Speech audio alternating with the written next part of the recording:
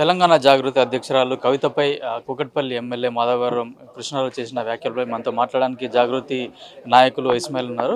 అన్న చెప్పండి, నిన్న మాధవరం కృష్ణారావు కూడా జాగృతి అధ్యక్షురాలు కవిత పైన కొన్ని అవాంఛనీయ వ్యాఖ్యలు చేసేదాన్ని ఏ విధంగా చూస్తారు? మాధవరం కృష్ణారావు గారు మతి భ్రమించి మాట్లాడినట్టుగా భావిస్తూ ఉన్నా. మాధవరం కృష్ణారావు గారికి రాజకీయ పరిణతి ఇంకా రాలేదని అనుకుంటా ఉన్నా. ఆయన ఇంకా కూడా ఈ కబ్జా కోరు వ్యవహారాల్లాగా మాట్లాడుతున్నాడు. తర్వాత ఈ భూదందాలు చేసుకుంటూ అక్రమ పద్ధతుల్లో భూదందాలు చేసేటటువంటి భాష ఆయన మాట్లాడినట్టుగా నాకు కనపడింది.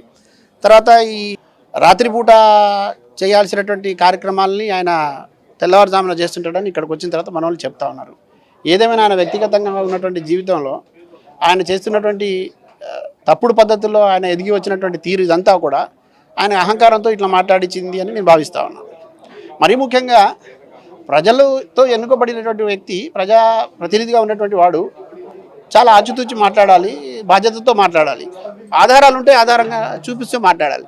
కానీ ఒక వీధి రౌడీలాగా, లేదంటే ఈ భూ కబ్జాలు చేసే దగ్గర బెదిరింపులో పాల్పడ్డట్టుగా ఈ అవాకులు చవాకులు వెళ్తే నాకు తెలిసి ఆయనతో పాటుగా అట్లాంటి వ్యాపారాలు చేసేటోడు, అట్లాంటి వ్యవహారాలు చేసేవాళ్ళు ఎవరైనా తప్పుడు పద్ధతులు ఉన్నాడు భయపడతారు కావచ్చు. కానీ ప్రజా జీవితంలో ఉన్నటువంటి ఉద్యమాల నుంచి వచ్చినటువంటి బిడ్డలు భయపడతారా?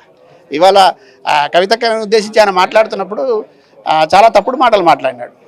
తర్వాత తెలంగాణ ఉద్యమంలో పాల్గొనలేదు, లిక్కర్ ఉద్యమం చేసింది కానీ ఒక వ్యాఖ్య కూడా చేశాడు ఆయన దాంట్లోనే మునిగి తేలుంటాడు కాబట్టి పాపం ఇంకా దాని నుంచి తేరుకున్నట్టుగా లేడు. అదే అర్థమైంది. కొంతమంది మిత్రులు చెప్తున్నారు ముఖం చూస్తే కూడా అట్లా ఉందని. ఓకే, ఆయన వ్యక్తిగత జీవితం మనకు అది అనవసరం. కానీ నేనేమంటున్నా, నువ్వు ఏ రాజకీయ పార్టీలో ఉన్నావు, ఏ పార్టీలో నువ్వు ప్రజాప్రతినిధిగా గెలిచినావు, మరి అదే పార్టీకి సంబంధించిన అధినేత ఆదేశాలు ఆయన మాట్లాడినటువంటి తీరును కూడా నువ్వు వ్యతిరేకించినట్టే కదా. మరి నేను ఇప్పుడు ఈ సందర్భంగా కేసీఆర్ గారికి, టీఆర్ఎస్ వర్కింగ్ ప్రెసిడెంట్ గారికి, అదేవిధంగా తెలంగాణ రాష్ట్ర సమితిని మేమే బ్రతికిస్తున్నాం అనేటువంటి మాట్లాడుతున్నటువంటి నాయకులందరికీ కూడా నేను చాలా స్పష్టంగా ఒక ప్రశ్న అడుగుతా ఉన్నా. ఈయన మాట్లాడినటువంటి పద్ధతి, మాట్లాడినటువంటి తీరు, కవితక్కను విమర్శించిన దాంట్లో మీరు నిజమని నమ్ముతున్నారా, లేదు ఈయన చెప్పింది అబద్ధం అంటున్నారా? ఒకవేళ మీరు నిజమని నమ్మితే కనుక మీరు కూడా ఈయనతో పాటు దోషులుగా మిగిలిపోతారు. ఒకవేళ ఈయన అబద్ధం మాట్లాడినట్టు దీని మీద చర్య తీసుకోవాలి. ఒకవేళ మాధవరం కృష్ణారావు మీకు ముద్దొస్తే, మాధవరం కృష్ణారావు మీద మీకు ఇంకా ప్రేమనే కలిగి ఉందంటే ప్రజలకు మీరు దూరంగా ఉన్నారని మేము భావించాల్సి వస్తుంది. ఇది వెరీ క్లియర్. ఇప్పుడు కేసీఆర్ గారే చెప్పారు కదా, లిక్కర్ కేసు అసలు స్కామ్ లేదు, అందులో అసలు కేసే కాదు. అది ఎవరి కోసం మోపబడింది, ఎందుకు జరిగింది అనేది కేసీఆర్ గారు స్పష్టంగా ప్రజలకు చెప్పిండు. కేసీఆర్ గారు చెప్పింది కూడా వీళ్ళు విమర్శించుకుంటూ మాట్లాడుతుంటే వీళ్ళు వెనక ఎవరిని మాట్లాడిస్తున్నారు అన్నట్టు. ఇప్పుడు అసలు ఆ పదం కుక్క అనే పదం కూడా వాడకూడదండి, మూగ జంతువు అది. కానీ మరి దానికంటే దారుణంగా మాట్లాడుతున్నాడు కదా. ఇవాళ ఆయన ఏమనాలి ఆయన? ఇంకొకటి, ఇప్పుడు ఇక్కడ జరిగిన కబ్జాల కథలు నిజం కాదా? ఆక్రమణలు నిజం కాదా? ఆరంతస్తుల భవనాలు నిజం కాదా? ఇక్కడ సమస్యలు ఉన్నమాట నిజం, తిష్ట వేసిన మాట నిజం కాదా? పార్కుల స్థలాల దగ్గర నుంచి చెరువుల దాకా మీరు కబ్జాలు చేసిన మాట నిజం కాదా? మీకోసం వీడియోలు పెట్టిన యువకుల్ని వేధించిన మాట నిజం కాదా? నువ్వు విల్లాలు కడతా ఉంటే అడ్డుపడ్డ హరీష్ రావు వచ్చి జేసీబీలు పెట్టి పరిస్థితి చేస్తే నువ్వు మైనంపల్లి గారికి పోయి దండం పెట్టి భయపడి ఆయన బంధుత్వాన్ని కలుపుకొని కేసీఆర్ గారి దగ్గర పోయిన మాట నిజం కాదా? తర్వాత ఇవాళ ఉద్యమాల్లో ఉన్న వాళ్ళందరేమో ఆస్తులు అమ్ముకొని బీదవాళ్ళగా మారితే అసలు నేను ఉద్యమంలో లేనని చెప్తున్నా నువ్వే ఉద్యమ ద్రోహివి. నువ్వేమో కోట్లకు ఎట్లా పడగలెత్తావు అంటే నిన్ను నీ అరాచకాలకు, అక్రమాలకు హద్దు లేకుండా పోతుంది, నీ అవినీతికి హద్దు లేకుండా పోతుంది. నిన్ను కాపాడడానికి ప్రయత్నం చేస్తున్న పార్టీకి చిత్తశుద్ధి ఉండాలి. నీ మీద నువ్వు ఇట్లా మాట్లాడుతుంటే నిన్ను ఉపయోగించడం అంటే మాకు అనుమానాలు కలుగుతాయి. హైదరాబాద్ని కాపాడుతుంది కూడా మేమే, ఇక్కడ ఉన్న ఎమ్మెల్యేలే కాపాడుతున్నాం, మా మీదనే మీరు ఇట్లాంటి ఆరోపణలు ఎందుకు చేస్తున్నారని ప్రశ్నిస్తున్నారు. ఈ హైదరాబాదు సురక్షితంగా సుభిక్షంగా ఉంది అంటే ఇక్కడ ప్రజల ఒకరికొకరు గంగా జమున తహజీబ్ లాంటి సంస్కృతి ఉన్నది, సాంప్రదాయం ఉన్నది. కాబట్టి ఇవాళ హైదరాబాద్ ఇంత అద్భుతంగా ఉన్నది. హైదరాబాద్ను ఎవరో వచ్చి దీన్ని ఏం గౌరవించబడలేదు. వీళ్ళు ప్రజాప్రతినిధులు ఇప్పుడు గెలిచిన వాళ్ళు మాత్రమే మేము కాపాడుతున్నాం అనేది కాదు, ఇక్కడ ప్రజలు కాపాడుకున్నారు. ఇక్కడ పెద్ద సంస్కృతి అండి ఇది. ఈ హైదరాబాద్ చరిత్ర 400 సాల్ కా నారా హైదరాబాద్ హమారా ఒక నినాదం ఉన్నది. ఇక్కడ 400 ఏళ్ల చరిత్ర ఉన్నది.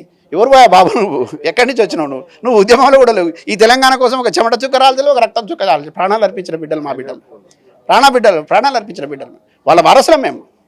నేను ధైర్యంగా చెప్తా ఉన్నా, సీరియస్గా చెప్తా ఉన్నా. ఏదో పోనీలే కేసీఆర్ గారు పక్కన ఉన్నాడు, కనీసం తెలంగాణ రాష్ట్ర సమితిలో ఉన్నా కానీ పిచ్చిగా మాట్లాడి ఇట్లనే వ్యవహరిస్తే వెంటపడి తరుముతారు జనాలు. నువ్వు ఏదో మాట్లాడినావు కదా కుక్కలని, అంతకంటే హీనంగా ఉంటుంది పరిస్థితి. అది అంతకంటే హీనంగా ఉంటుంది. తప్పది అట్లా. మనం ఇంకోటి, ఒక ఉద్యమ బిడ్డ మీదనే మాట్లాడే అర్హత నీకు లేదు. ఆడబిడ్డ మీద వినే వాళ్ళకన్నా దాన్ని సమర్థించే వాళ్ళకన్నా కొంచెం ఉండాలి కదా. తర్వాత మీ ఇంటి ఆడబిడ్డ సార్, మీ ఇంటి ఆడబిడ్డను పట్టుకొని అవాకులు చవాకులు మాట్లాడుతున్నాడు, అబద్ధాలు మాట్లాడుతున్నాడు, దుర్మార్గంగా మాట్లాడుతున్నాడు, తప్పుడు పద్ధతిలో మాట్లాడుతున్నాడు. ఎట్లా సహించబుద్ధి అవుతుంది మీకు? మీ చిత్తశుద్ధిని కూడా శంకించాల్సిన ప్రమాదం ఏర్పడుతుంది. దయచేసి ఆలోచించండి. ఇటువంటి వాళ్ళన ఇటువంటి దుర్మార్గులన వెంట పెట్టుకొని తిరిగేది ఎవరు మరిగిస్తున్నారు సార్? ఒకసారి ఆలోచించండి. ఎవరు మరిగిస్తున్నారు? ఎందుకు మరుగుతున్నారు?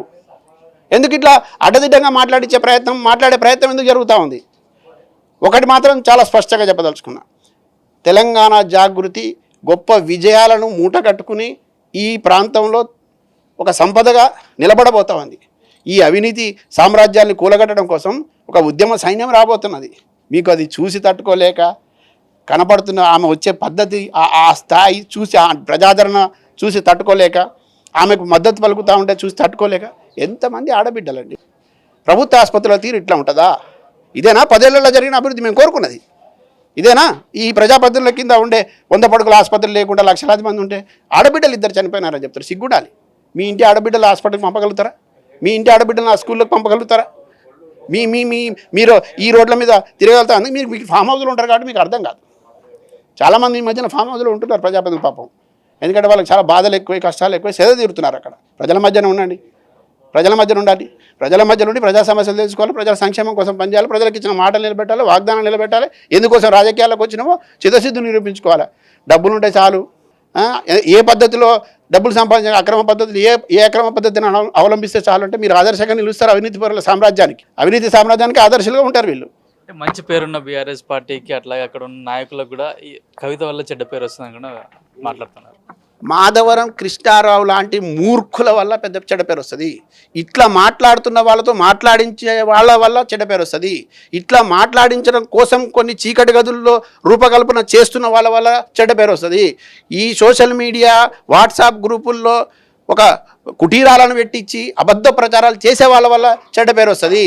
ప్రమాదం కూడా ఉంటుంది దానివల్ల. మీరు తాత్కాలికంగా ఆనందం పొందుతున్నారేమో, కవిత తిట్టిస్తున్నాము, జాగృతిని తిట్టిస్తున్నాము, లేదంటే వీరు చాలా గొప్పగా మాట్లాడినాడు ఇవ్వాలని, మీకు ఉరితాళ్ళుగా మారుతాయి ఇవి. వీళ్ళే బంధకాలు తయారవుతారు. ప్రజాక్షేత్రంలో వీళ్ళందరూ మిమ్మల్ని బొంద పెడతారు. ఇది దృష్టిలో పెట్టుకొని ఆలోచించమని నేను అడుగుతా ఉన్నా, నేను చెప్తా ఉన్నా. భూ కబ్జాలు చేస్తున్నారని చెప్పి కూడా కొన్ని డాక్యుమెంట్లు కూడా చూపిస్తున్నారు. 100% భూ కబ్జాలు చేసినారనే విషయం ప్రజలు చాలామంది కేసులు పెట్టారు. సహచర ఎమ్మెల్యే కేసు పెట్టినాడు, ఆధారాలతో చూపిస్తూ ఉన్నారు. ఇది కళ్ళకు కనపడేది, కళ్ళకు కనపడింది, ఇంకా ప్రజలకు వినపడింది. పెద్ద సౌండ్తో త్వరలో వినపడబోతుంది. చూడండి. భవిష్యత్ కార్యాచరణ ఏ విధంగా ఉండదు? తప్పకుండా ప్రజల పక్షాన ఉంటాం, ప్రజా సమస్యలు పరిష్కరించాలని కోరుతాం, ప్రజా సమస్యలు దగ్గరికి వెళ్తాం, ప్రజలతో కలిసి నడుస్తాం, ప్రజా ఉద్యమాలు నిర్మిస్తాం, అవినీతి రహిత సమాజ నిర్మాణం కోసం నిలబడతాం, అవినీతికి పాల్పడుతున్న వాళ్ళని, అక్రమాలకు పాల్పడుతున్న వాళ్ళని రాజకీయంగా సమాధి చేస్తాం. జాగృతి అధ్యక్షురాలు కవిత పైన కూడా మరోసారి ఇట్లాంటి వ్యాఖ్యలు చేస్తే మాత్రం మేము సహించేది లేదని చెప్తున్నారు. అట్లాగే భూ కబ్జాలు చేస్తుంది మాత్రం ఇక్కడున్న ఎమ్మెల్యేనే కానీ కవిత కాదు. అట్లాగే ప్రజా ఉద్యమం కోసం కవిత పాటుపడుతుందని చెప్పి కూడా జాగృతి నాయకులు చెప్తున్నారు.